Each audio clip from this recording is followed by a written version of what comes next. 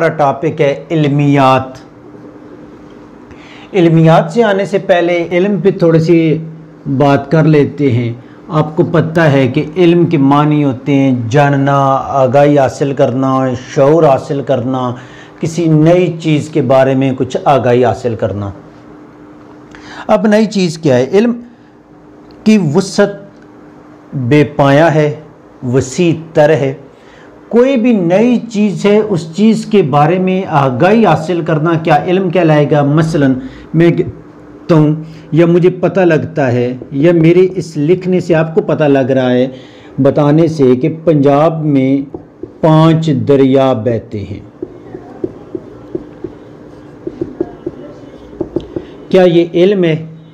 نہیں جی، یہ علم نہیں ہے، یہ انفارمیشن ہے، یہ معلومات ہیں۔ پنجاب میں 5 دریا بہہ رہے ہیں۔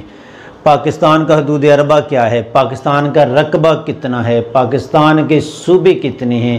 پاکستان میں ہائی کورٹس کتنی ہیں؟ سپریم کورٹ کدھر ہے؟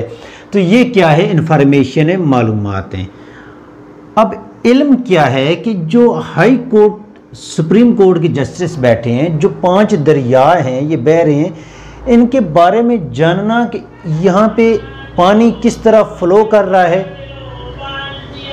ایک طرف ہم 5 دریاؤں پہ بحثیں کر رہے ہیں، ملک پہ، سپریم کورٹ پہ، اور دوسری طرف سے باہر سے آلو پیاز بھی بک رہے ہیں۔ اچھا، تو پنجاب میں 5 دریا بہتے ہیں۔ علم کیا ہوتا ہے؟ کہ جو چیز معلوم ہوئی اس کی پھر مزید کھوج لگانا۔ بچوں کی طرف باپ نے کھلونا پھینکا، کھلونا ڈائریکٹ بچوں کی طرف آنے کے بجائے ہوا میں معلق رہا کچھ دیر۔ یہاں پہ اتنا تو پتہ ہے کہ چیز ڈائریکٹ پھینکی جا رہی ہے تو میری طرف ہی آئے گی، لیکن وہ ہوا میں معلق کیوں رہا؟ اس کیوں کا جو جواب تلاش کیا گیا، اس نے رائٹ برادران کو جہاز کی انوینشن پہ مجبور کیا یا بنانے کا محرک بنایا۔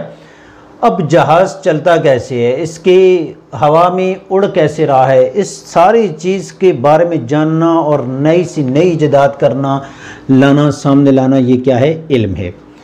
میں ایک شعر بیان کرتا ہوں، یہ شعر پڑھا جاتا ہے: دل کے پھپولے جل اٹھے سینے کے داغ سے، اس گھر کو آگ لگ گئی گھر کے چراغ سے۔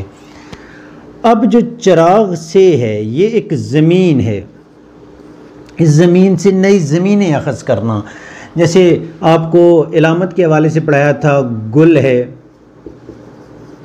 چمن ہے، بلبل ہے، بہار ہے، یہ کیا ہے؟ علامت نگاری۔ یہ ایک روایت چل رہی تھی۔ علامہ اقبال نے کیا کیا؟ اس سے آگے کا فلسفہ دیا، آگے کی علامت نگاری کو وجود دیا، زبان کو وسعت دی، شعین، عقاب، مرد مومن۔ تو اس سے اگلا سٹیپ، نئی چیز سامنے لانا کیا ہوتا ہے؟ کہ یہ اس چیز کو آگے بڑھاتا ہے کہ یہ نہیں، آگاہی حاصل کی، شعور جس چیز نے آپ کو دیا۔ دریا بہہ رہے ہیں بھائی، روزانہ سورج بھی طلوع ہو جاتا ہے، روزانہ صبح بھی آتی ہے، شام بھی بدل جاتی ہے، تو یہ ساری کیا چیزیں ہیں؟ یہ تو چل رہی ہیں، لیکن اس سے آگے کا سورج نکلتا کیسے ہے؟ کوئی ذات کون سی نکال رہی ہے؟ سائنس کی بنیاد پہ سائنسی حوالے سے کیا چیزیں ہیں، اور مذہب کے حوالے سے ان چیزوں کے حوالے سے کیا کچھ بیان کیا گیا ہے، یہ ساری کیا چیزیں ہیں؟ علم ہوتا ہے۔ اب یہ تو علم ہو گیا۔ میں نے ساری بحث کے اندر ہی علمیات کو سمیٹ کے رکھ دیا ہے، بیان کر دیا ہے۔